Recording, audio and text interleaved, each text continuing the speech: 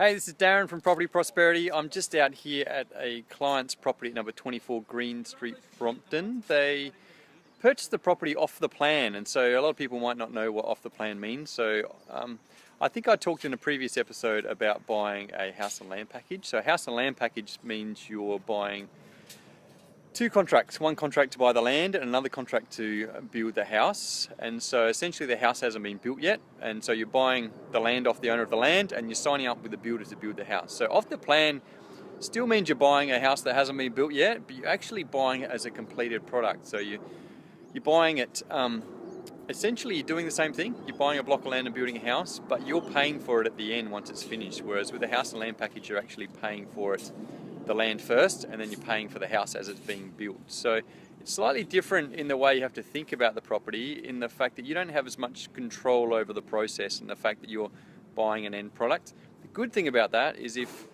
you're not happy with the end product, then you can come in and say, hey, well, I'm not willing to pay for the finished off house until it's to the standard that I'm expecting it to be. And whereas the bad thing about it is obviously you're signing up and committing it to building with a particular builder that you may have no control over the whole process, I suppose. So, hey, thanks for the like, appreciate that.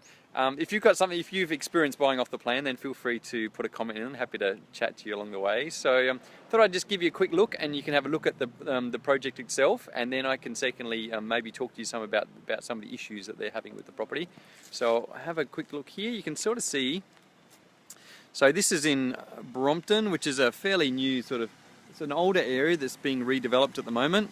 So you can sort of see you can see right there's an older house next door, but then down the street there, you can see all the newer houses all just being built. So it's under quite a lot of redevelopment at the moment.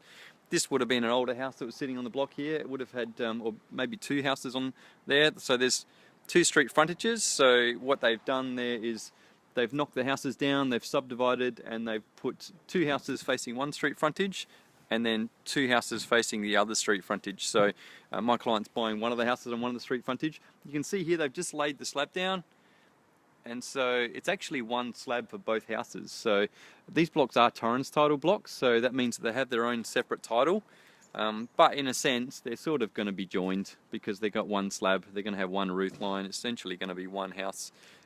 With a one wall and separate kitchen, separate bathrooms, all that sort of stuff. So it's sort of two houses, but it's built as if it's one house essentially. So the issues that my clients have come up with is the fact that they're in the situation now, they're deciding whether they want to go ahead with the purchase.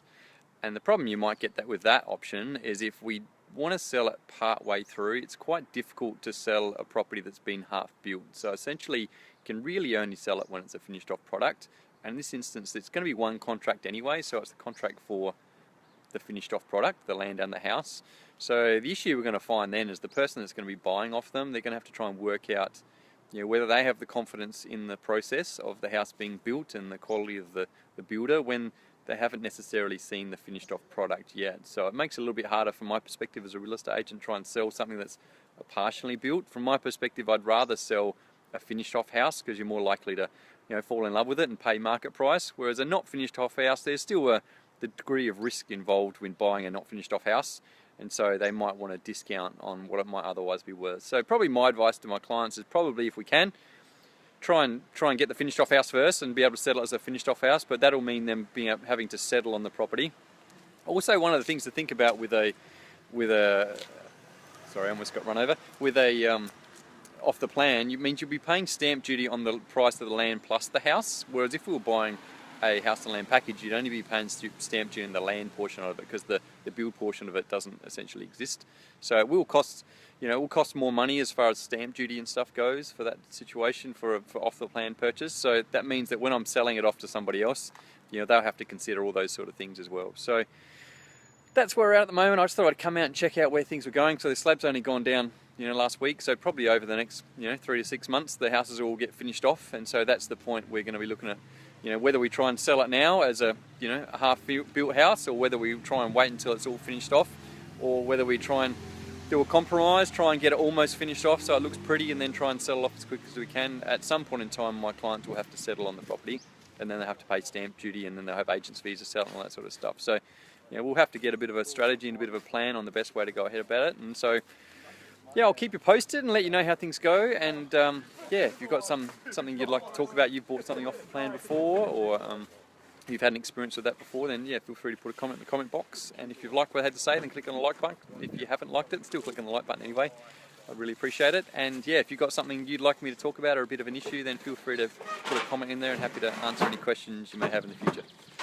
Okay guys, thanks for now, and we'll talk again next time. Bye.